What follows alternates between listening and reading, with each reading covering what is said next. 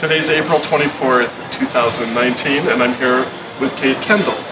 What is your full Muggle name? I love that so much. And actually, there's a little bit of story. My full Muggle name is Catherine Ann Dean Kendall. The Social Security office knows me as Catherine Ann Dean, but my biological father died when I was very small. Okay. My mother married a Kendall. He never legally adopted me, though. So there is no Kate Kendall, there is no Catherine Ann Kendall legally. I am still Catherine Ann Dean. That's good to know. All right. And how do you spell Catherine? Kathryn. And Dean? Dean. And Kendall, this is the most important, Kendell. If I had $1 for every time it had been misspelled. I think I've misspelled it. Oh, I'm so sorry. I would not have to worry about retirement if I had. Your parents' full names? Afton Soom Kendall is my mom. Afton Soom Kendall, Soom. Okay.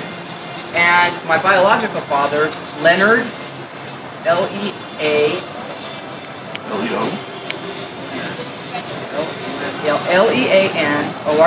Leonard Dean. And then, my stepdad, the only dad I ever knew, is Max Kendall. Okay. Your birth date?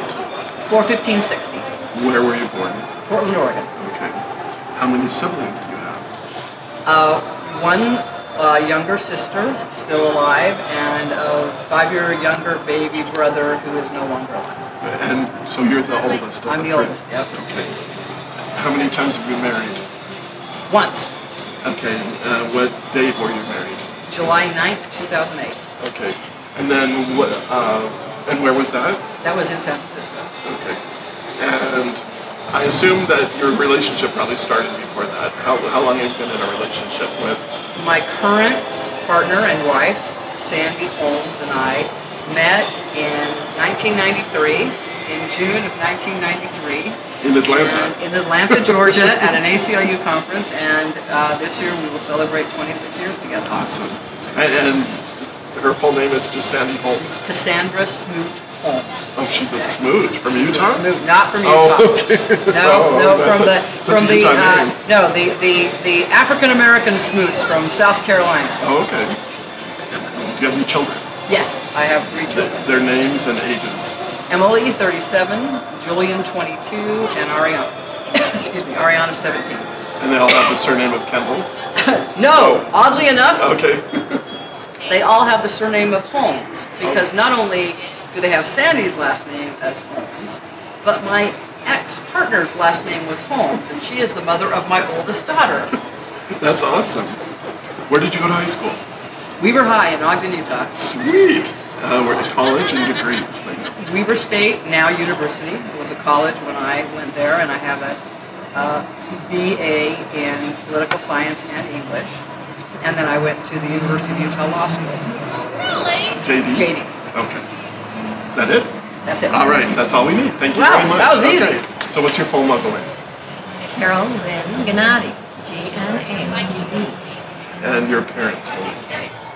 Gerard Rudolph Gnade, Jr., my father. My mother was Edith Elaine Dufel. How do you spell Dufel? Dufel. Okay. Your birthday? 1/23/46. And where were you born? I was all born in North Carolina. Where in North Carolina? I was born in Camp Lejeune. My dad was a Navy guy. Okay. Do you know what county that's in? No. Okay. I think it's Lejeune County. Okay. And how many siblings do you have? I had 4 siblings. And what's your order? What number are you? I am the eldest. You are the eldest of 5. Yes. Okay. And You don't want me to go into the fact that I found an older brother that's my full brother. well, yes. Okay, So you have I found later in my life a brother that I didn't know about. My mom and dad gave him up for adoption. He was 11 months older than I was. Okay. And how many times have you been married?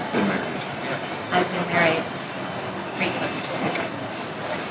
What's the names of name of first spouse? Richard. That's it. That's all you're going to give me, Richard. Well, I could call him Dick. Well, but surname? Richard Schmidt. Schmidt. And the date or year of marriage? 8/64. August of 64? Yeah. Okay. And where did you get married? We got married in Madison, Wisconsin. Okay. And your second marriage? My second marriage was a very brief marriage, and I can't remember the date. I thought you were going to say, I can't remember the name. Yeah, wait a minute, I gotta remember the name. It was so brief. Yeah, right.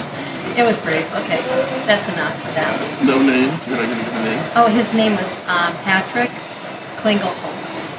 Klingelholtz. Okay. Vaguely a year, approximately? How about a year? The year that you were How good married. are you? Okay. You don't remember the year? 1978. Okay. Third spouse? Lorraine Miller. How do you spell Lorraine? Lorraine. Okay. And what date did you marry her? We married twice, once in Vermont, but that was, what kind of marriage is Civil that? union? Civil union, yes. What year was that? That was in 2003. And where in Vermont? It was in, let me think. I don't know, I have to call Okay. Tammy and Jane because we went to the same place. And then you got married the second time. Or married And then legally. and then we got married legally in New York City. And that was in October 2011. Okay. You don't know what your anniversary date is? No, I know. That's probably why we're divorced. Oh, I know. Oh, okay. You're too bad. I thought you were still together. No. Do you have children? Yes. How many do you have? I have 3 children. Their full names. They're And Richard Schmidt. how old is he? He is 54. Then I have a 53-year-old daughter named Tracy Schmidt. And then I have a daughter that has passed away. Her name was Deanne Schmidt. And what year was she born? She was born in 1960. And when did she die? She died in 2015. Where did you go to high school? I went to high school in Thornton High School in Harvey, Illinois. Do you remember the county? Cook. County. Oh, so it's in Chicago. Chicago. I knew that. Anyway, and where did you go to college? And your degrees? The University of Wisconsin and the University, a small college called Milton College. I got a bachelor's degree in social work. Just the bachelor. Yeah. Okay. You went to No, nothing really sophisticated. how many universities did you go to or colleges? I went to a college, a small college in Milton. Wisconsin, and then I went to the big school in Madison. Okay. And got one degree between one the two. degree, Okay. yes. Thank you. I was confused. All right. That's it. Well, I don't have anything prepared because when I started to think about it, I thought, oh my God, this is so much information. You know, I came here in 1992, well, in 1991, and I was skiing. I'd never skied before. And I was on Big Emma and, you know, all these places going, whoa, like that. And finally I just said to the people that I'd come here with from Madison, Wisconsin, you know, I don't think I'm cut out for this. I slide down the hill instead of ski down the hill and whatever. So I went inside and I watched the news because I've been a news junkie my whole life. And what did I see? I saw Rod Decker. Does everybody know Rod Decker? Rod Decker saying that the Utah legislature had passed an outright ban on abortion. And I thought, what? That is just ridiculous. So they interviewed the only person at the time that was working at the ACLU, Michelle Parrish, and she was the director. And I called her. I called her the next day and I said, I'm really amazed that this is happening in the United States of America in the face of Roe v. Wade. And I said, so what are you going to do? And she said, well, there's a few things that we've already planned, but of course this is all new. And I said, is there something I can do for you? And she said, well, when can you come down? I was up in Iron Blossom Lodge. And I said, well, I can come down tomorrow. And so I went down there tomorrow, and the next day, it was absolutely amazing. I could not believe it. the first thing I had to do was help work with the Utahns for Choice on a huge rally that was at the Capitol. And it was so much fun for me and so interesting because I met all of the exact kind of people that I wanted to meet in Utah. Because coming from Madison, Wisconsin, you know, it's a pretty liberal city, and, you know, I've worked on some of the things there, including Planned Parenthood. So I just said to Michelle, well, you know, I'd really like to come here and live.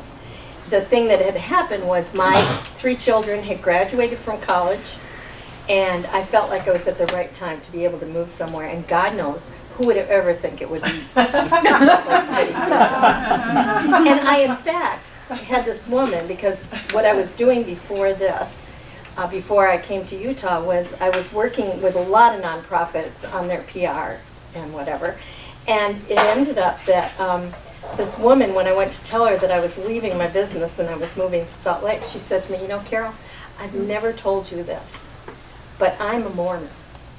And my children have all gone to BYU. My husband and I went to BYU. We have condos at BYU. She said, but I wouldn't advise you to go to Utah. And I was just stunned that she said that to me. I said, well, my other option was I wanted to go to New York, but you're not going to tell me that you didn't want me to go to New York because there's a big enclave of people that are Jewish and other religions. So you're telling me this about Mormons. So she said, I bet you'll be back here in a couple of years. Well, they had a party for me leaving Madison, and a lot of them said to me, you'll be back in 5 years. Well, in 5 years, I was embedded in everything that I love here, everything. We had a death penalty case. We had 2 death penalty cases, and I think they're the last death penalty cases we had. And we had a couple of, well, there was one gay case at the beginning, and that was Wendy Weaver. And I don't know if you all know about Wendy Weaver, and Kate may fill you in a little bit on that, but you know, Wendy really was a well-known teacher in Utah County, and she ended up losing her job as a coach because outside of her classroom, at a baseball game, she was a softball coach too. She happened to say to a young kid, said to her, is it true you're a lesbian? And she said yes. And the next thing you know, parents had called, and pretty soon she was fired. And Kate will tell you how we prevailed on that. But so there were so many things that were so interesting in what we were doing here. I'm just going to tell you a couple of the anecdotes of things, because as being the executive director is totally different than being the staff attorney, which is what Kate was. She was the first staff attorney. And we walked in the same day into the hallowed halls of the ACLU. And I couldn't have been more excited. I just thought, this is the best job in the world. And it was the best job. Well, it ends up that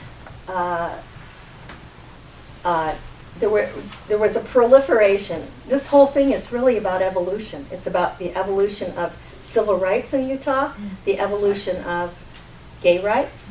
You know, it's amazing what's happened, and I don't know whether any of you heard on NPR the other day that they did statistics on, I think it was 1988, 11% of Americans were against gay rights, or against gay marriage, or you know, a plethora of things that we would have wanted. And it only took until maybe 1994 or something like that that we started, that the statistics started to change and more people were accepted. But it was just an amazing evolution. So anyway, during my time there, Kate is going to tell you how it was when we first laid eyes together. on each other. Yes. And I always sing that song, the first time.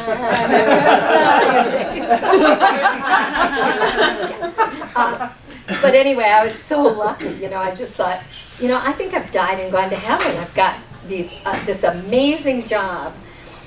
One of the things that happened that I think was so amazing, I came home from a short vacation. I never really wanted to go on vacation because I loved what I was doing.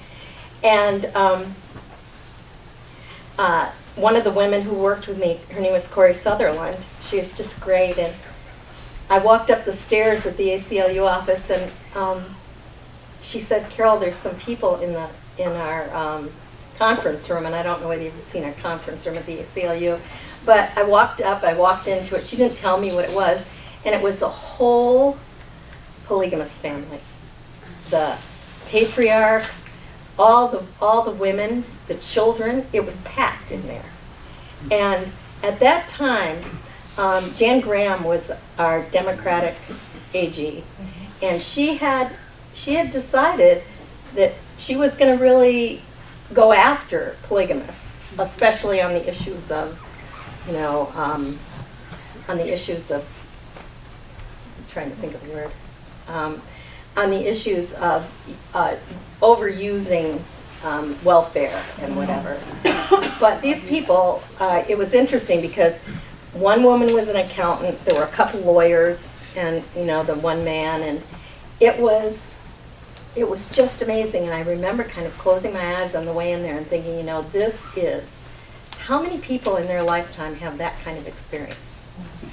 You can't make it up. It's just too amazing. So we talked about what all their complaints were and things like that, and then they ended up working out with the attorneys on how that would all shake out. But a lot of this is kind of chopped up because of the fact that Kate was there for a while, and then we didn't have an attorney for a while, and then we had another attorney for a while, and she didn't stay very long.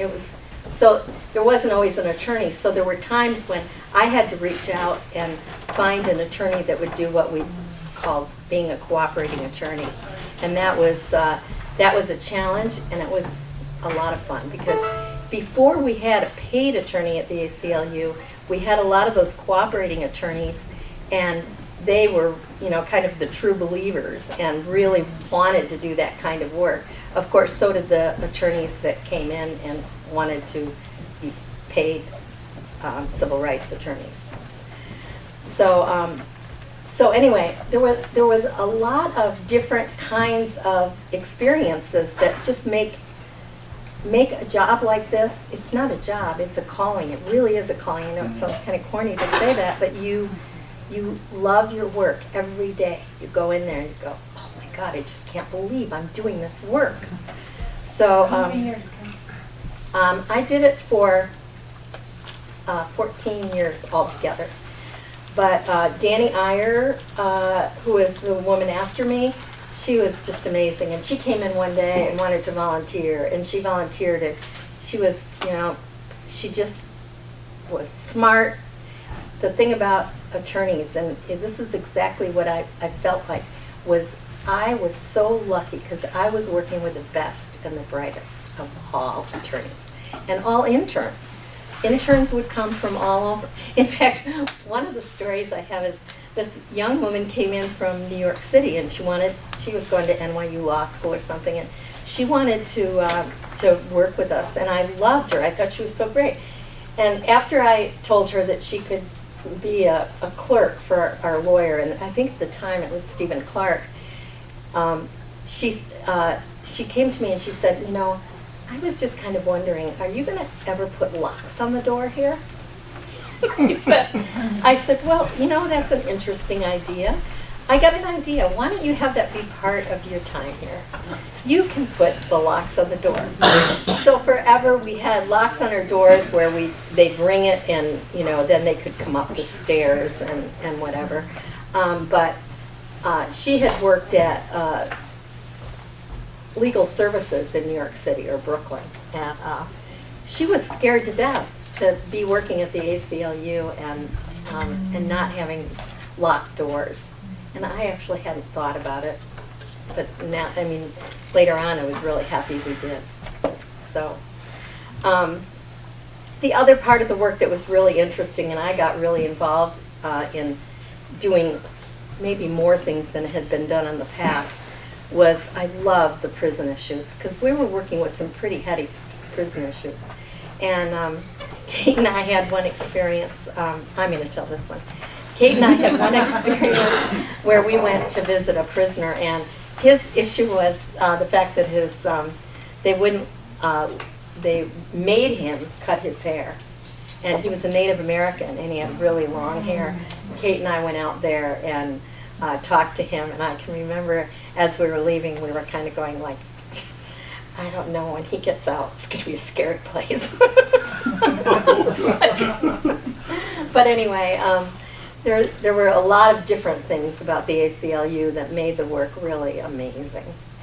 And I think that the all of our work, going back to our work on gay rights and everything, it was at the beginning of the evolution of so many things in Utah. I mean, we had NARAL, NARAL was on choice issues, but GLSEN was new then, and I don't know if all of you remember Doug Wortham, but Doug was really involved with the ACLU at the time, and somebody came to me and said, Wendy Weaver, there's a young teacher named Wendy Weaver who apparently was fired for, being just saying that she was gay. So Doug said to me, yeah, I heard about this woman, and she's gone to 30 different attorneys, and nobody would take her case. Of course, she lived in Utah County, and that's not, it's not, that's not unusual that Utah County attorneys wouldn't take it. So I said to Doug, I have got to meet her. And so we did. We went to a big picnic, and we looked around, and finally he goes, there she is. And so I went and I met her, and I said, we really want to talk to you. And, Kate, I was going to ask you this. So the 1983 Civil Rights Act really allowed us to kind of go out and search for people. Is that right? Well, so first I want to say it's great to be here. It's great to be back home. It's great to be back home, and it's great to be walking down memory lane about the ACLU. And before I answer that question, I want to just back up a little bit. First of all, what an amazing space this is. Yeah. I would not have imagined that this space would be here, and what an honor it is. This is my first visit to this space, and I will just say, this is not the Salt Lake City or Utah I remember.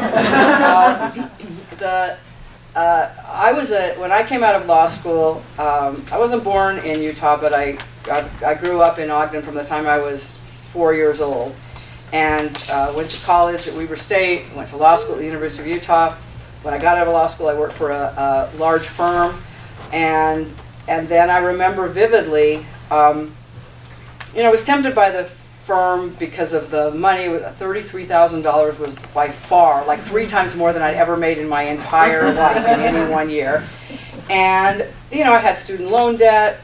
My partner and I at the time had a daughter, and it was just like I needed to take care of my family. And so I thought, well, I'm going to do the right thing for my family and take this job. And within a couple of years, I just recognized that this is not the way I wanted to spend my legal career.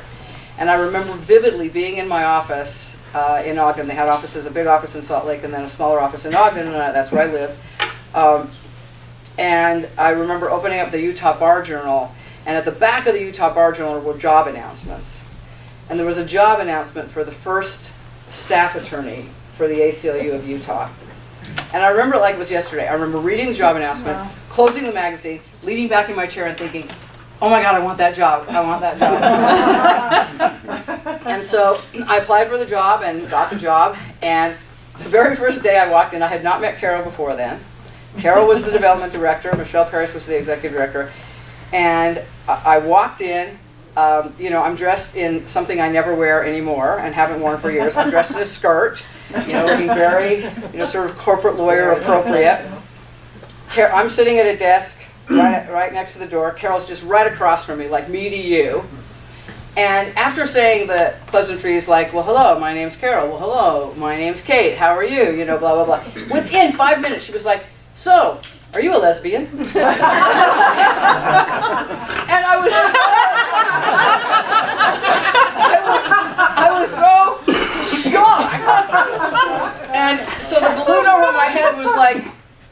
could she tell so quickly? Like, obviously somebody watched the way I walked and the way I moved. And I thought, and the bubble over my head was like, well, what are you going to say? And I remember thinking, holy shit, if I can't be who I am at the ACLU, then I'm not going to be able to be this way anywhere. So I said, well, yes, I am. Now, if I would have known, I would have then added to the sentence, and you will be soon too, but I didn't. Did you convert her? So, not in a literal way. I think she was just tempted by my story. So Carol and I were became amazing friends, and it was, truly one of the most rewarding work experiences of my life. Michelle Parrish ended up leaving the ACLU. Carol became the executive director and was my boss. But gosh, what an amazing relationship that was. And just, to be so, to have your boss also be your champion, and to have your boss also be someone who feels like you have tremendous skills and abilities and that you make the organization better. And just like that got reflected back to me every single day.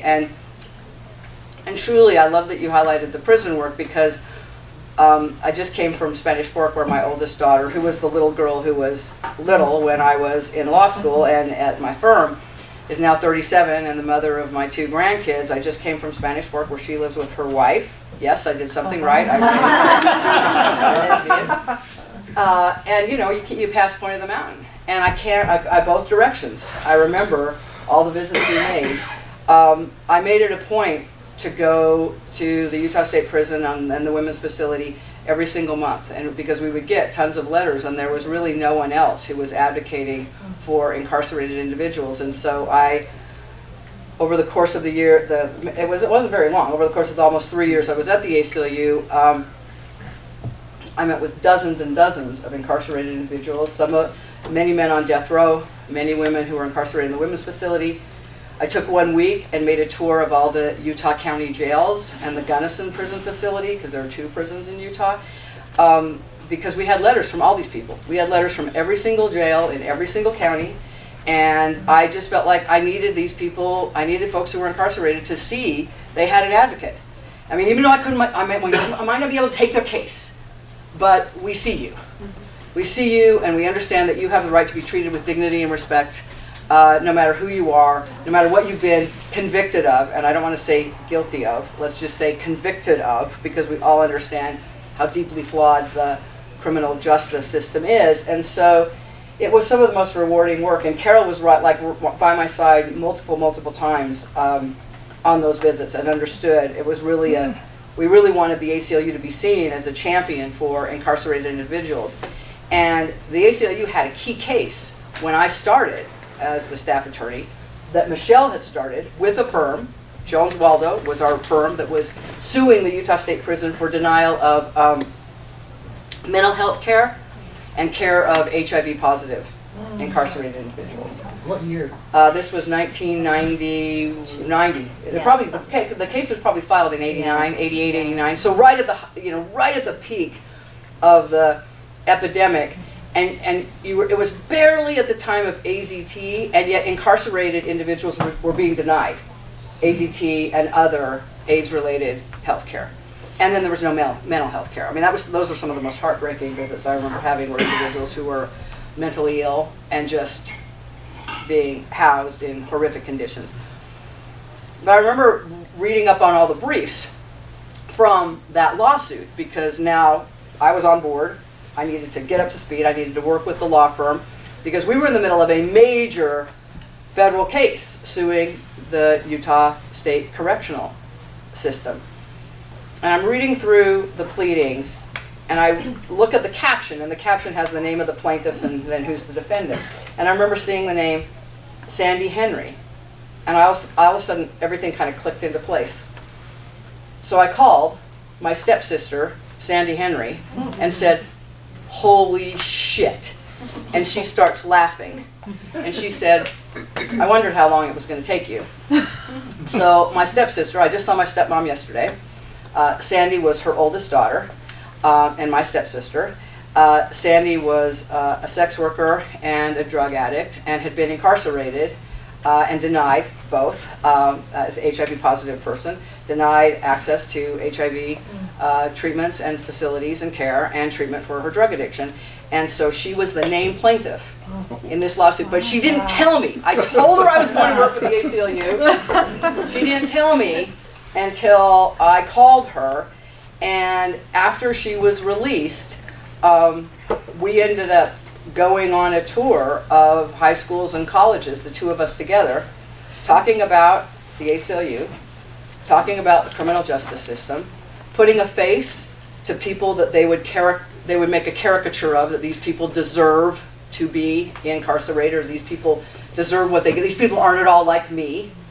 To humanize the experience of someone who was incarcerated and HIV positive and a former sex worker. And then we would totally blow their minds at the end of the presentation, where I was the lawyer and she was the previously incarcerated person, by saying, oh, and by the way, we're sisters. And so, so the work was important personally to me. It was important because it was some of the most gratifying work that I did, and to be able to do it day after day after day with someone who was such a champion of both the work and of my professional development was just a joy. So, now, long-winded way of answering the Wendy Weaver question. So, Oh my God. so keep in mind, there is no federal protection for individuals based on employment protection based on sexual orientation or gender identity. Title VII only covers sex, and sex has been previously interpreted by the Supreme Court to only include gender. That is, you're a woman, you're a man, not gender identity. And bad news, this Supreme Court, has just agreed to review a case challenging that interpretation under Title VII and asking the court to expand the interpretation of sex to include sexual orientation and gender identity, as both the EEOC have done and numerous federal circuit courts have done. There's no way this Supreme Court is going to rule the right way. And we are going to get our teeth kicked in as a community when this court rules. It will be a 5-4 decision, and it will rule that gender identity and sexual orientation are not covered by Title VII. So we will be back in the very place we were when Wendy Weaver's case was first filed. There is no federal protection. But you can make a claim under a 1983 Civil Rights Act if someone's civil rights have been violated. This is her right to employment.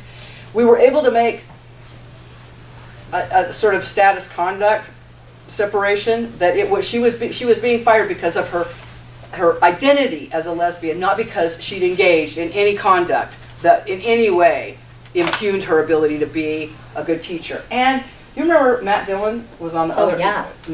Hilton. Matt Dillon. Okay, I have a crush on Matt Dillon. But you don't have a crush on I do not have a crush on Matt Hilton. But Matt Hilton represented the Nebo School District in the Wendy Weaver case. But Matt Hilton, and I don't even know if I know that Matt had in the last few years had Parkinson's, and so I don't even know if Matt is still alive. Matt really struggled because he and I would have arguments, because he would say, but Kate, you know, she's a lesbian and she's a role model. And I would say to Matt, what are you talking about? She's a teacher and she's a role model. She is a great teacher. She is a great coach. And he knew I was a lesbian.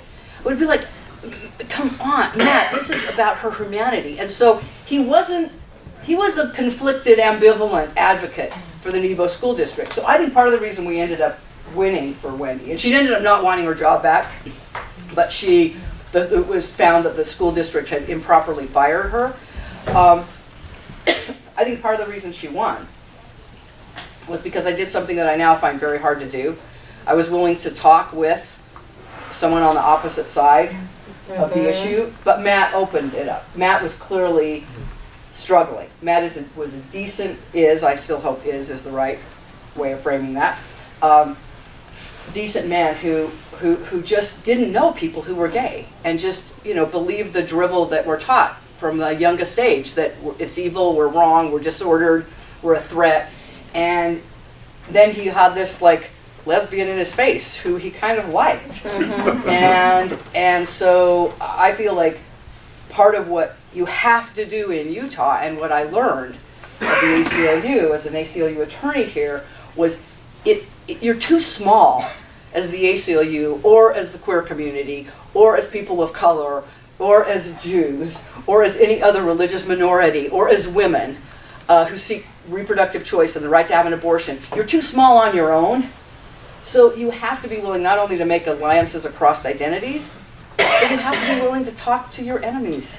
And you have to try to find some common ground. And I feel like that more than anything else is what I took to NCLR and to my LGBT activism on a larger stage, because I saw it happen again and again and again, that you could make some progress if you just were willing to say, well, now let's talk. And you do that better than anybody. I mean, sometimes I just had to stand like at your, your coattails and watch you do it, because I was like, I hate that person. You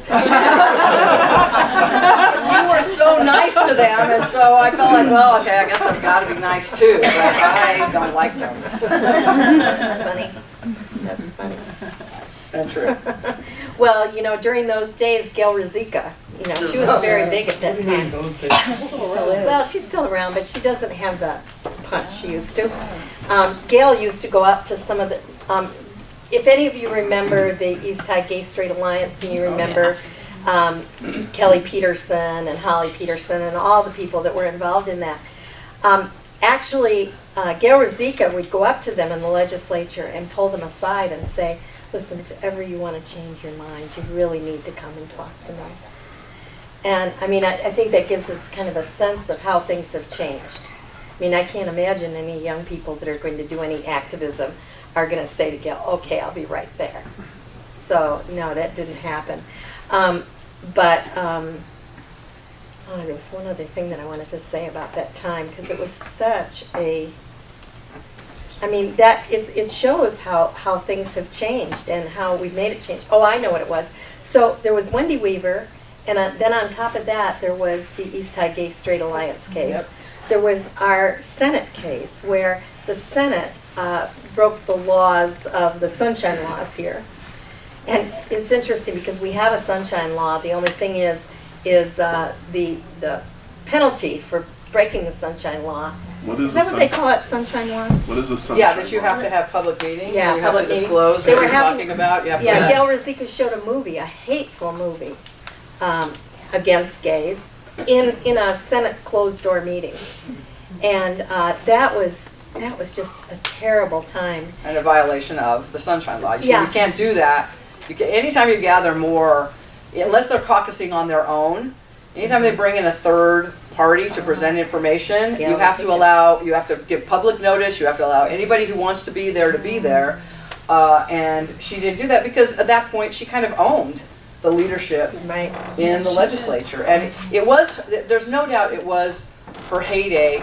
And okay, this is being recorded, so I'm really super sorry maybe that I'm going to say this, but I saw Gail multiple times, and I was always very respectful to her. I really tried to channel my mom, who super Mormon and a super champion of mine, and just because I wanted to always be like, okay, how am I going to behave so that I make my mom proud? Because I didn't want to do anything that she would be like, oh, honey, you shouldn't have done that. So I was always very respectful of Gail. I remember one time being at a forum at the University of Utah, and she came. It was on LGBT issues, and she came. And I remember saying, and I see my good friend Gail Ruzicka in the audience. Gail, it's a pleasure to have you here. And I remember she was sort of shocked by, you called me your good friend, and so I was like, okay, it's true what I felt the whole time. You just need an orgasm. And then it would be so much better. She always said she had friends that was gay. Was that you? It must have been. Then she decided we were besties at that point. But she was able to do that because she really owned. She owned that leadership, and they did whatever she said because they felt like if they didn't do what she said, they were going to lose their seats. Yep. So to the extent that her star has dimmed, it's because of everything you've done. Like, I've been gone for a long time. I can't take any credit for that. It's because attitudes have shifted. Right. And she is now an extreme, Chris Butters, Okay, whatever his name is, LeVar, whatever. They're Christensen. Christensen, yeah, who cares? They are the extreme, and and folks understand that now, if you want to be reelected, and of course this depends on districts you're in. I get all of that. You have to hew to a greater sense of humanity and caring, and you can't just demonize an entire category of people that other people now know. Right. That's the difference. Being out and having people know, if you're faceless and you're nameless, people can say anything they want about you. Yeah. But if you show up and you're the counter narrative to the stories that they've been told, and I realize the risk that everybody takes doing that, I felt it myself, but that is how you make progress, because a little bubble goes over somebody's head and they're like, wait a minute, my niece is not at all like what you're saying. And so her star has dimmed because truth has finally ascended over her lies. Yeah.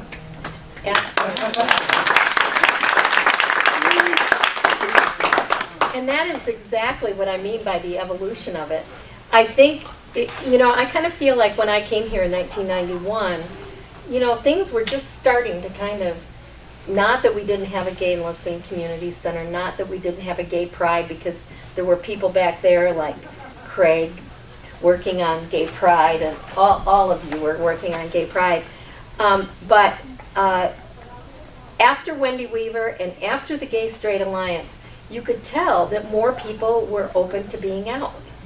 And to see that was just so amazing. Teachers weren't as afraid. Although, there's still some people out in Utah County that are afraid. And maybe there are still people here in Utah, in Salt Lake City that are, but nothing like it was then. So to be able to be present in that evolution, and I know a lot of you have worked in it, it's pretty overwhelming. Yeah. It's overwhelming, and it's also, as many of you know, I was at NCLR for 22 years as executive director, 24 years total, and I just left the end of this last year, of 2018, and the feeling that I most felt during my entire tenure there, but especially as I was leading up to leaving, was what a privilege it is for me and for all of us to witness our own liberation as it's happening. And I think about my sister Sandy Henry, and I think about the men I lost during the AIDS crisis, and the epidemic and the pandemic, who never lived to see this moment. And what a privileged place it is. Most people read about liberation history, they don't live it. You're living what a generation or two from now are going to read about. And you got to live it, and not just live it, but like be a part of it.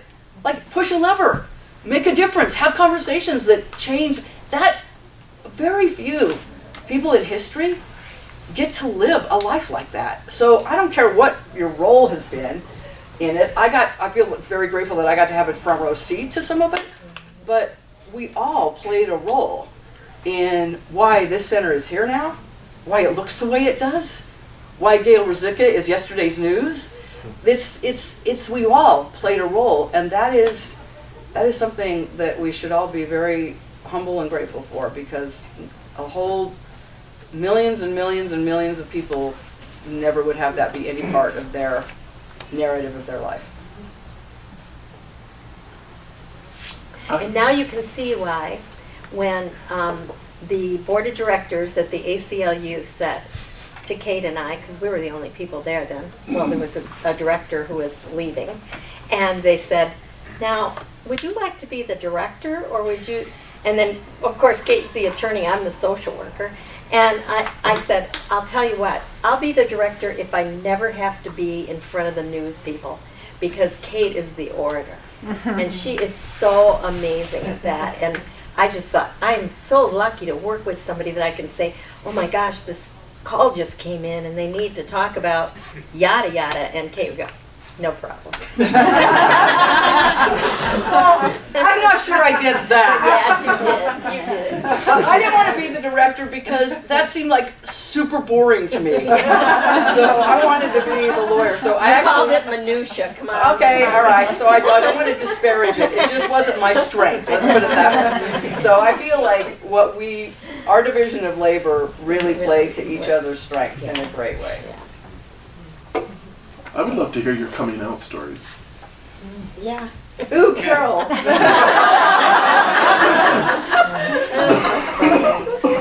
You know, it was an unexpected thing, except for the fact that I used to say, all my friends are gay. Because when I lived in Madison, it was true. I mean, all of my friends were mostly lesbians. And when I got here, you know, I never really thought about it at all. But one night, I was working on Rocky Anderson's run for Congress. That was a long time ago.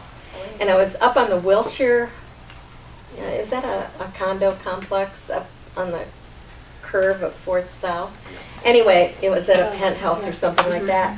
And I was talking with somebody, and all of a sudden I saw this woman walk across the garden area, and she came in with a bunch of women, and then she walked towards me and she said, "Hi, my name is Lorraine."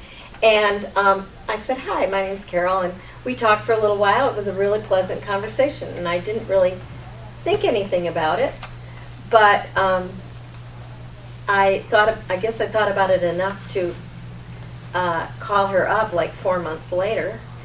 I was at Ann Western's house, and I said, "Does anybody know Lorraine?" And they said, "Oh yeah, I'm her attorney."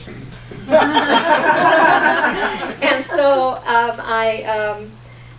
I called her up because, you know, when you're working as a director, you can always claim you're raising money. So I said, "I'd just like to talk to you a little bit about the ACLU." Okay, I would not advise that anyone else try that as an opening line.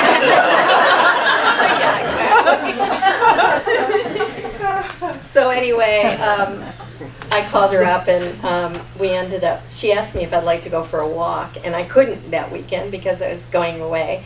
And she told me she went to her therapist, and she came back and she said, "You know, I'd never call you again. I mean, you turned me down once because you wanted to, all I asked you to do was go for a walk." So anyway, we had a very good relationship for about 20 years, and we got married twice, once in Vermont and once in New York City. And that was really great. And now it's not. I don't know, what do you say about that? Well, anyway. How did your family deal with you getting My involved with the kids, woman? so I have 3 kids. They're not kids anymore, they're all grown up and they have kids. And I have 6 grandchildren that have all graduated from college in the last 2 years. And they were wonderful. They really liked her, really attached, and I think it was good. I never felt really bad about it. I know my dad was a little weird. Because he was like, okay, straight. Whoa! What the hell? It's like, it was a little late in life. Well, wait a minute. It wasn't, your dad. Oh my God. Oh, that was funny. Yeah. Okay. So anyway, my dad, and then oddly and sadly, he ended up with Parkinson's disease. And so Laura and I are sitting in our den, and my dad's sitting there, and I'm sitting here, and Laura's over there, and out of the clear blue sky, he looks down like this, and he goes, "Carol, there's your little husband." I mean, he was having a hallucination. So anyway, Dad, I don't have a husband. And then he looked over at Lorraine and he goes, "Oh yeah, that's right."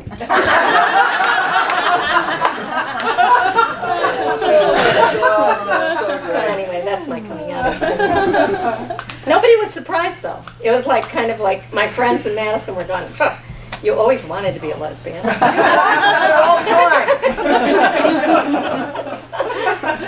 So I was much younger. I sort of knew. I mean, I didn't.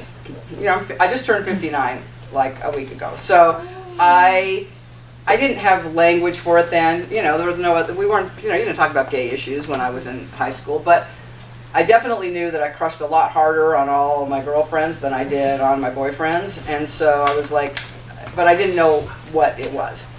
Where were you going to high school? Weber High in Ogden, Utah, which I just drove past yesterday. I took my 17-year-old daughter, my youngest daughter, she's with me here, she's on spring break, and my stepmom on a tour of essentially my life. So, we went past the house I grew up in until I was 8, and then we went past my junior high, and then we went past my high school, and actually, I have to say, my 17-year-old feigned interest, acted as if she found it interesting. So she was fantastic about it. But so I just drove past my high school yesterday, and also past the house of my first partner. My first relationship was when I was 17 with my Mormon camp counselor. I know. It was really good. And she was married and had 3 kids. She was older than me. I like to think I was precocious for my age. We were together all through a divorce, and things were a shit show for a good period of time once this was found out. But she is now, she sent me, I saw her when I was here a month ago, and then she sent me a beautiful birthday card for my birthday. And she and I are super, super close, and we have known each other for 41 years. Wow. And she's one of the most important people in my life. She's in a beautiful relationship, a long-term relationship with a woman. They're married. She's super happy. I'm super happy. But she feels it's a little source of tenderness for her that she was older and I was so much younger, and she's like, and I remember when I was her age, I remember calling her and saying, there's not one 17-year-old on the planet that I find the least bit attractive. I have no idea what you were thinking, and so I sort of needle her a little bit about it. But the point of fact is, she saved my life. Because if it hadn't happened, I'm sure I would have married a man, had kids, ended up in a divorce, ended up taking hostages with my kids, ended up probably needing the services of NC law because I'd be sued for custody because I was coming out of, I feel like it also taught me how to love and how to be in a relationship and it's one of the most important things that ever happened in my life. I came out to my mom, because she lived, we were in the ward together, okay? So there was all these, there definitely was not something we could discuss, and I was still living at home, and she just lived up the street, so, it wasn't something we talked about, but, a few years later, the relationship had ended. I was now with my partner, who is the mom of my oldest daughter, Emily, and I did come out to my mom, and who was super devout Mormon. I think she knew that there was this previous relationship that was important to me, but she never asked me about it, and I never said anything about it. I was scared about coming out to her, not because I thought she was going to be like, you're dead to me, or anything like that I know some kids raised in Mormon households get. I was afraid, my biggest fear is that she was going to say to me, I'm so disappointed. And that would just kill me, because I loved my mom. And so I told her, as we're on a trip to Oregon to visit my grandparents, I was born in Portland, and why I thought a moving vehicle was the exact space to have this conversation, I don't know, but I knew I was going to tell her. Lori, my ex, and I had rehearsed her different responses, and the response that I felt like was most likely was for her to say, well, I love you, but I'm really disappointed. And so I just had to prepare. I was just over and over again preparing myself for that, because this was going to be really hard for me. So I told myself I'm not going to tell her till we hit the Columbia River Gorge, because then we're only an hour from my grandparents' house. We hadn't even hit the Idaho state line, and I'm like, Mom, I have something to tell you. And so I haltingly and through tears, I started crying. I said, I have something to tell you, and I am really scared about your reaction. And finally, she just reached over, took my hand, and she said, honey, just tell me. What is it? Mom, I'm gay. She squeezes my hand, looks at me, and now she's kind of starting to cry, driving, and says, oh, honey,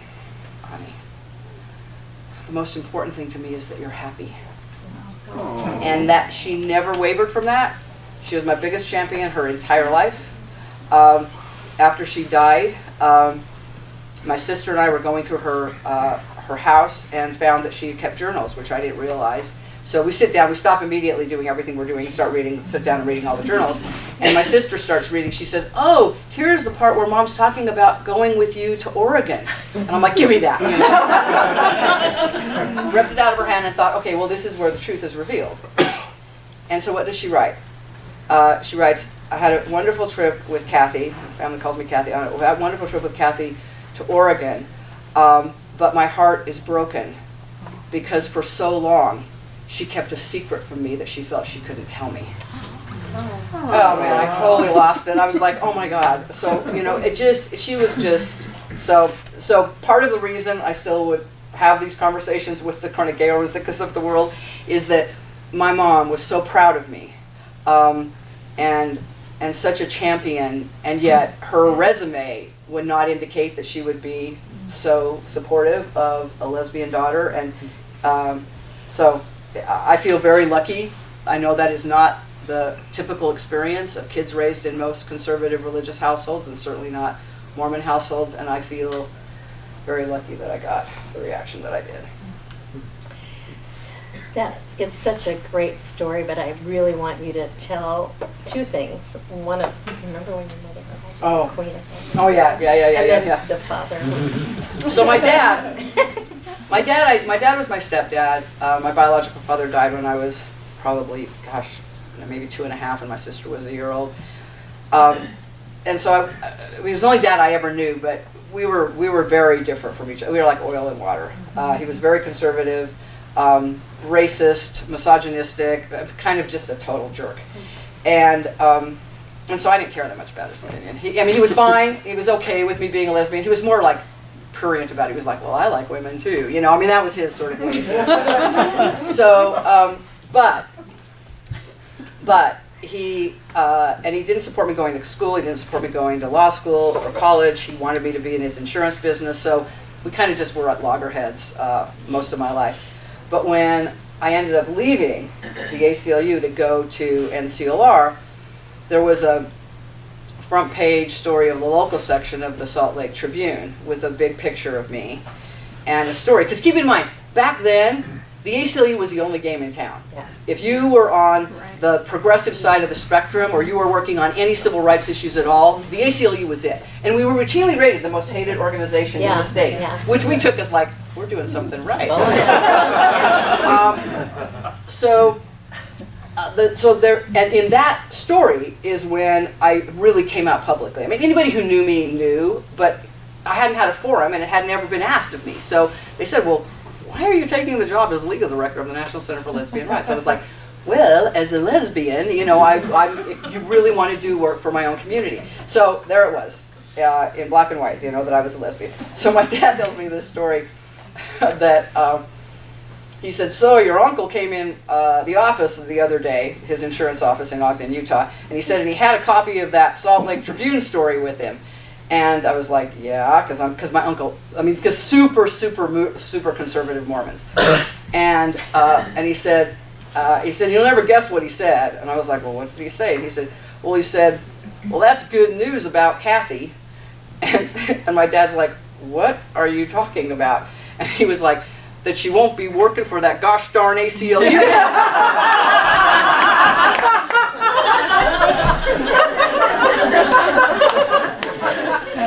Oh my God, my dad was so proud of that. So that was hilarious. And then my mom had a stroke in '93, the year before I left to go to California. And that was hard because it just changed her life overnight. She could never work again, she could never drive again, she could never handle her own finances again. It just totally diminished her life. She could still live on her own, but she went from being this spunky, wiry, walk into a room and be a tornado that everybody would notice, and just warm and friendly and gregarious and all of that, to a much more feeble, half-life of herself. So I still obviously have not come to terms with that. But about 10 years later, so she had the first stroke, and about 10 years later she has another stroke. My sister calls me and says, you got to get home right away, Mom's had another stroke. So I fly home. I'm not sure if I'm going to make it in time. I do make it, go to the hospital in Ogden, and my mother begins this long, hard slog back from a second stroke. So I'm flying back and forth every 3 or 4 weeks, and I'm back maybe 2 months later. She's still in the hospital, and hanging out with her during the day, and the speech therapist comes to take her for speech therapy. So we go with the speech therapist, and the speech therapist, I have to say, I was like, okay, she's either a dyke or a Mormon housewife. It was impossible to tell. The look is like, I was like, I can't, my gaydar does not work in this state. So she's asking my mom these, what would normally be very simple questions. Where were you born? How many kids do you have? What are your kids' names? And then she starts asking, well, what do your kids do for a living? So my mom is struggling through all of these questions. And finally the speech therapist says, well, Kathy's here from San Francisco. Why don't you tell us what Kathy does for a living?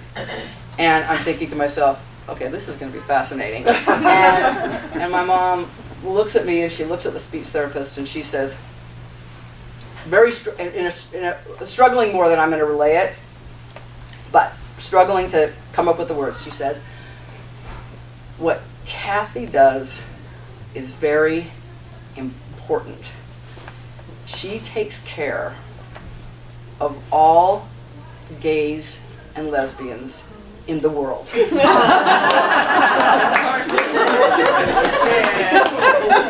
the speech therapist looks at me and says, well, that's an awfully big job.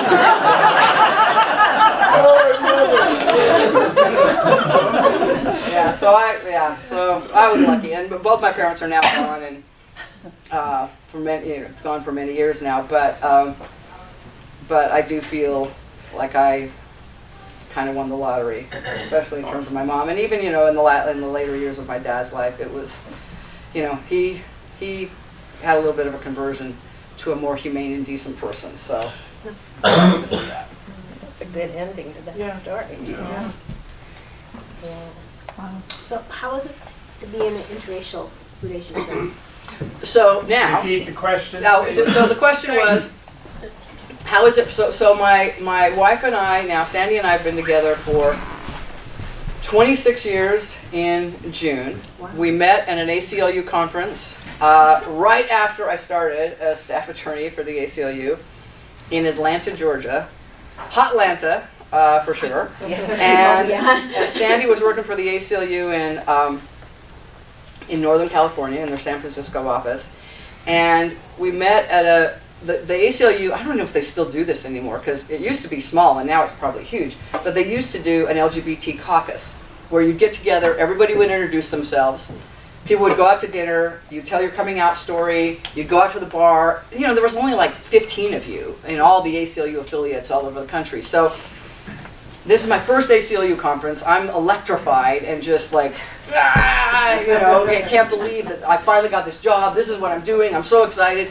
And I'm at this caucus meeting, and as Sandy tells the story, I don't remember it exactly this way, but I've decided I'm going with her version. As you know, there are just things you don't argue about. As she tells the story, I'm in the middle of introducing myself, and she walks in with one of her friends from the affiliate in San Francisco, and they sit down, and she says, I immediately noticed you. And her friend kind of nudges her and says, what do you think? And Sandy's like, yeah, she's cute. And I noticed her, but I thought, well, it didn't even occur to me that she would notice me at all. I'm not a woman of color. I'm not from San Francisco. It just was like, I'm a white girl from Utah. And so we ended up talking, we ended up chatting, we ended up kind of having a drink together, we ended up walking back to the hotel together, and I was kind of in the middle of a full-on crush in the making, but I again was like, she has no interest in me, but it turns out that wasn't the case. And She's African American. Yeah. So my wife is African American, and what was, I remember we had been doing long distance for about, we'd been on the phone a lot, we've been talking a lot, we've been writing to each other, because of course this is before, you have texting and all this other kind of stuff.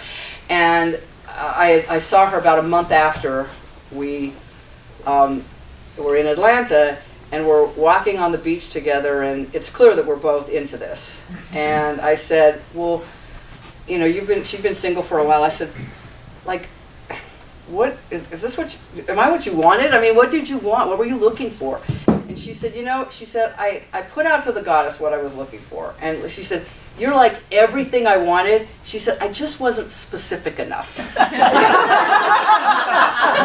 said, I didn't specify, and a woman of color. She said, so I have to just decide, am I going to die on that hill, or are we going to try to make this work? So what obviously, growing up in Utah, you really have to do your own work around race, because you're not going to find yourself in close relationships with people of color very often. So I had done some of that work, clearly with the ACLU and the work that we've done. And then I just did it much more diligently. I wanted to come from an anti-racist place, and I wanted to understand what it is to be white in this culture, which means you're all racist. We're all racist. There's no way you can't be. You're made to be. You're made to be homophobic too.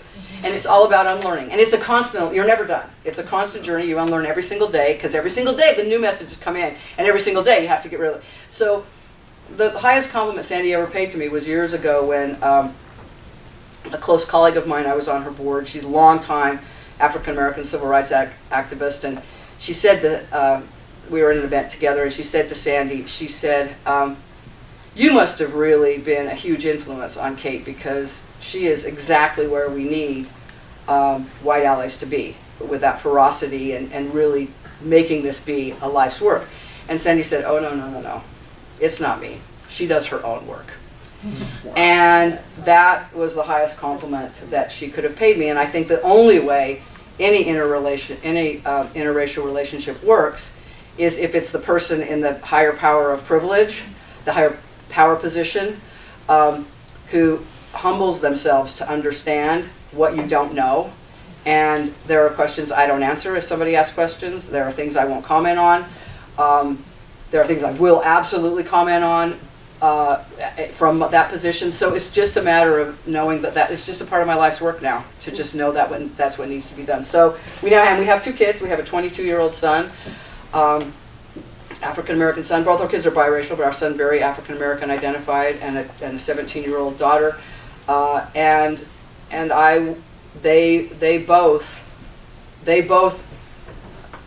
privilege is not going to protect them from racism. My privilege is not going to protect my son from violence.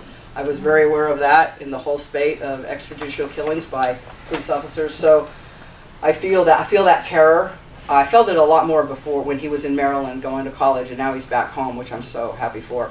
Because it just never leaves you. Yeah. But he walks out the door every day, and it's just a daily reality of. And I remember the day vividly when it was right after. It actually happened to be a black service member was killed in Dallas after killing like 6 police officers. Mm-hmm. And it was all this. These issues were super white hot in this country. They always are, but they were definitely at a fever pitch then.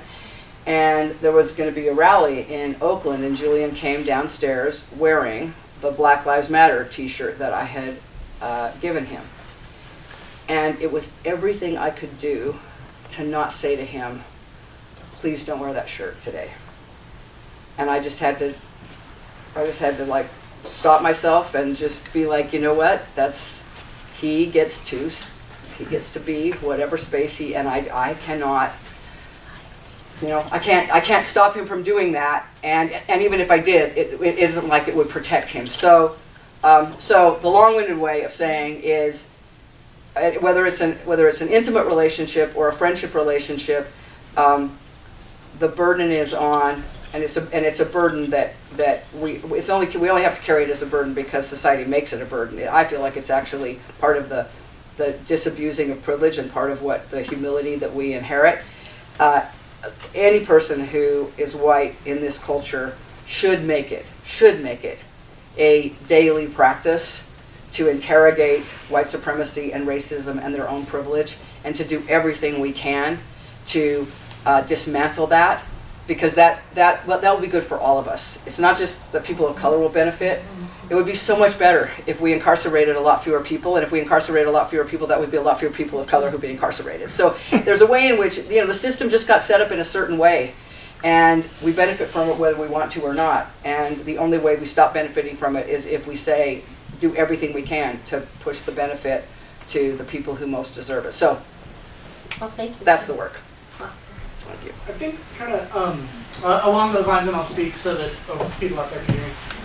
We've seen like a lot of social media platforms recently react to hate speech and hate-based groups by banning them and silencing them. And I'm just wondering, I know the ACLU has a long history in dealing with hate speech. And so what do you both think for individuals, but also institutions, are some of the most effective ways to deal with hate speech around race or other subordinated identities? That is such a good question, and it's hard, and I want you to take it. Yeah, you were the boss. Yeah, really. Well, see, that's what I'd say. Hey, Kate, there's a call on the line. Well, it's a huge debate. It's been going on a long time. In fact, way back when Kate and I were together, it was, God, what's his name? I love him. At Q Salt Lake. Michael. Yeah. Michael was working on hate crimes and hate laws during that time. And I know it was a huge discussion with our board of directors, because we really didn't, we thought it was a slippery slope to go down that. Yep. So. Well, in the ACLU always had this adage that the way you combat hate speech is with more speech. And I generally adhere to that, because I do think silencing invective, despicable speech makes a martyr of the person who speaks it. And it doesn't change the minds of anybody who's already finds the speech despicable, but it emboldens and provides a aha moment, see, there they are, for the people who might still be reachable. And those are the hardened Nazis and white supremacists and white nationalists are gone. They're going to hell. And they can't be reached. But there's a cadre of people who I think, and this is true of many white people, who've never interrogated racism. They never interrogated their own privilege. They don't even know. They're like, well, but I didn't enslave people. Why am I still carrying the burden of this? Why am I being blamed for it? And those are folks who could actually reach through sort of an education of, but wait, you understand how this country got rich, right? You understand how it is your family was able to buy a home in a neighborhood where you were able to go to a good school, okay? I mean, you can connect the dots. And I find it exhausting that you still have to connect these dots, but it's like Sandy has said to me before. She said this years ago. Okay, I just want to put out there, I'm willing to talk to black people about homophobia, still and forever. I am done talking to white people about race. And I think that is true for many, many people of color. It is exhausting to have to always be the one connecting the dots. It's very true. Yes, to deal with the sense of like, you don't matter, and that you only matter as you're reflected back in the eyes of the dominant culture. And so it really has to be the white folks who are willingly freighted with the responsibility to engage folks in that conversation. So I would rather have the speech. I think especially college campuses where they ban very incendiary, and I think odious individuals from speaking. I think these are exactly the minds we want to hear this and then make up their mind like, you're a fucking odious individual, and I don't want to ally myself with anything that you're saying. But by not hearing it, I feel like we actually, in some weird way, we sort of boomerang the very thing we want to avoid, which is we give a broader platform to white nationalists and the worst elements of racism in this culture by not just exposing to the white hot light the ridiculousness of these views and how demeaning they are to all of us and to what we stand for, or what we think we stand for, or want to stand for as a country. So I don't think it's super easy, and I don't want to say that in every case, of course, you allow the speech, but I think mostly the ACLU has gotten it right by saying the way you combat it is with more sunshine and more light. Yeah, Nadine Strawson, who used to be the president of the ACLU National, she's a law professor at NYU. She just wrote a book about it. Oh, wow, I didn't know that. Yeah, Oh. and she was on NPR the other day. It was the most fascinating interview. But not a lot had changed on the ACLU's position. It's just that now it's brought to the forefront again. It seems like everything happens over and over again. Yeah. You know, and so I was really interested in hearing her talk about that. But it basically was the same thing, more speech. Yeah. Yeah. One or two more questions? What's been your favorite case that you've worked on? Because I personally know of several cases that you've worked on both locally and nationally. What is your favorite that really sticks with you, and what kept you going during that time? Because you worked on some really heinous, challenging stuff, and thank you for that, by the way. Thank you. So. Well, it's a great question. It's like, which child is your favorite one? Right. But I will say, I'm going to cheat a little bit, and I'm just going to do 3 buckets. Totally fine. So, my favorite Utah case was when ACLU represented an incarcerated individual. Utah criminal code used to have this provision of the code that once you were incarcerated, you had to challenge your incarceration through what they call a writ of habeas corpus. You had to challenge your incarceration within 90 days of being incarcerated. Okay, so just imagine. These are poor people in the main, not very well educated, freaked out that they're now imprisoned, and they now need to have the wherewithal to put together a document, know where to file it, know what it should contain, and get it filed within 90 days of their incarceration. And so, I almost thought of his name for a second, and then it went out. There was this very affable and super charming guy who wrote a letter to the ACLU saying, I wanted to challenge my incarceration, but wasn't able to. I think it was Brian who brought this case to our attention. And so we ended up representing this guy. And I remember arguing it before the Utah Court of Appeals back when Pam Greenwood was on the court and Gregory Orm was on the court. So, and I remember arguing how ridiculous and unacceptable and unrealistic this shortened time frame was, and the state was still defending it. I mean, we were in court. They were defending it, and so I remember getting up and making my argument and feeling super great about it. I don't think my client was there. I don't think he was there for the hearing.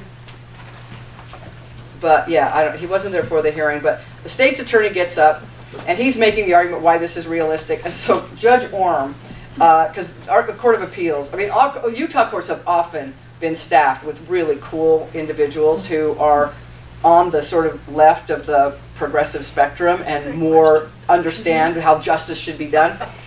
And Judge Orm threw out this hypothetical. He said, so let's say there's a defendant and he's convicted, and he picks out a judge from the Third Circuit, and he says, and this judge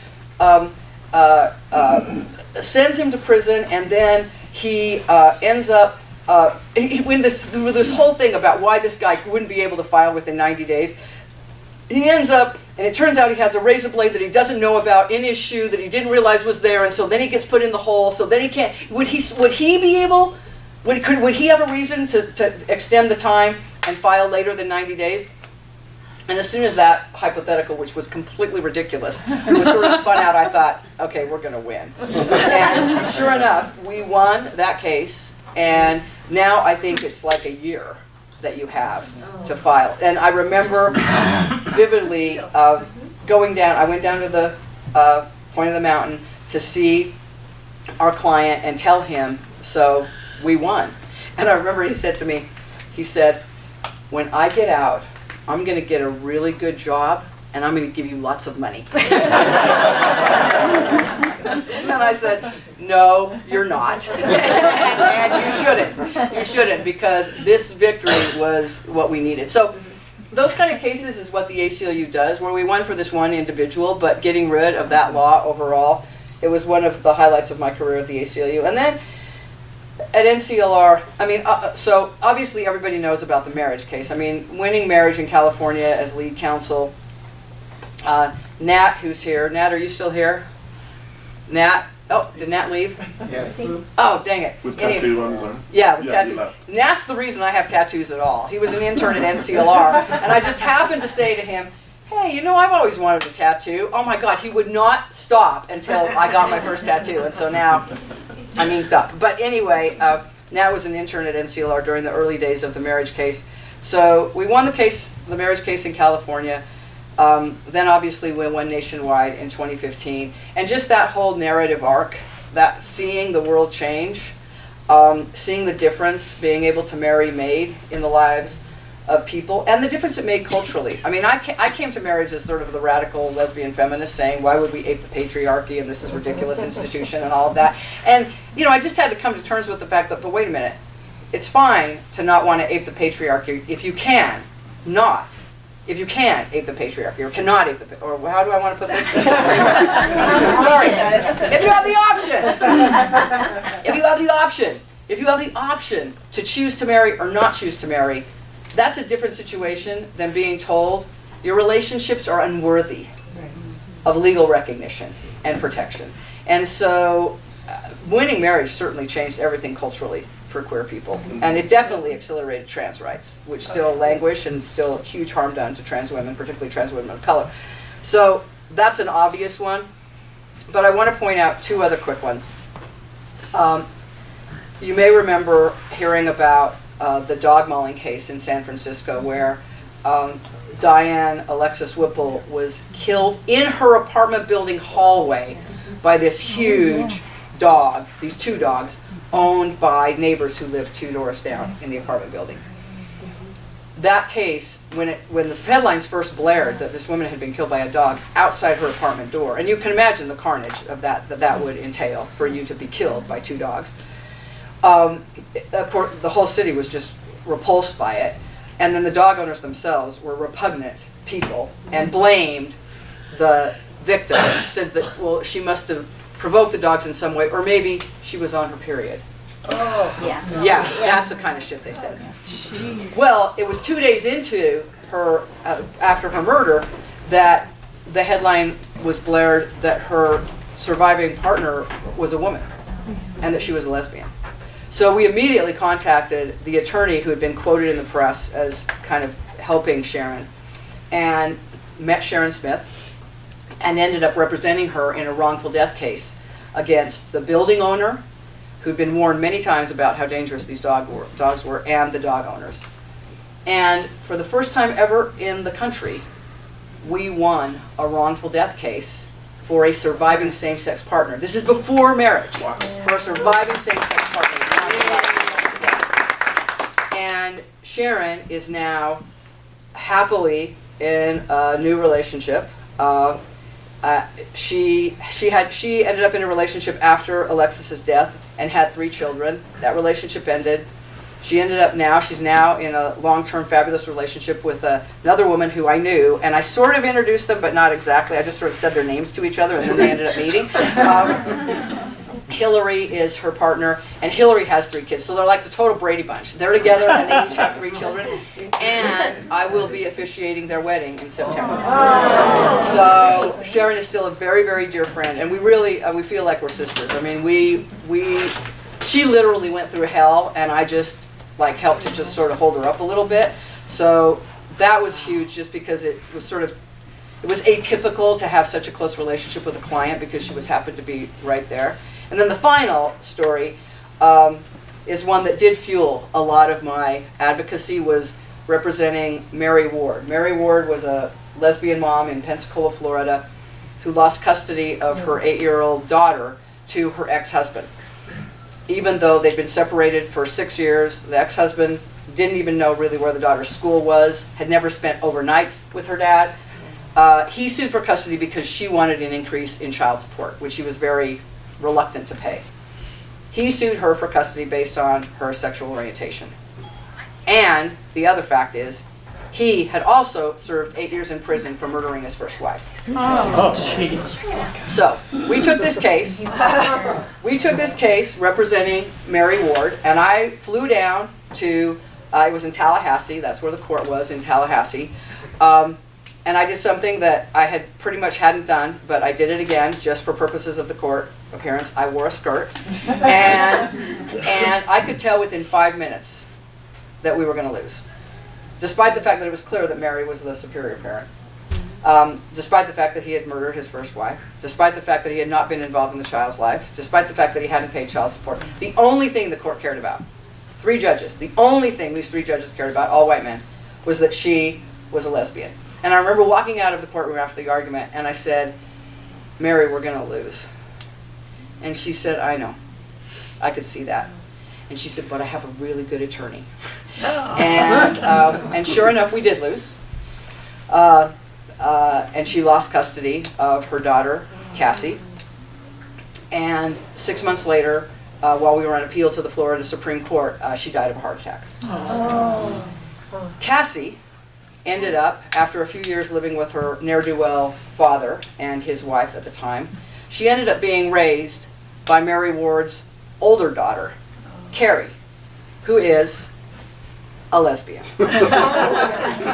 And I've stayed in touch with all 3 kids, Cassie, Carla, and Carrie. Carrie raised Cassie to adulthood. Cassie called NCLR a couple of years ago, got in touch with me, introduced herself. So I said, "Cassie, you don't have to introduce yourself. I know who you are. How are you?" And a documentary film was made about this called Unfit, about this story, up until the loss of custody. And you see Cassie interviewed as an adult saying this is the worst thing that ever happened to her, to be taken from her mom. Cassie calls me, and she said, "I just need some advice and some help." She said, "I'm living in Oregon now, and I'm married to a man who is transgender." And I was like, "Oh my God, Mary would love this." and she said, "And we just need some advice because he's getting hassled at work." So we helped her out and got that situation taken care of, and got a letter back from the HR person saying, "Got it." I mean, because Oregon has laws on this. "Got it." We had a supervisor who didn't understand the law, and so it all worked out. Nice. And Kathy's happy. So that's what matters.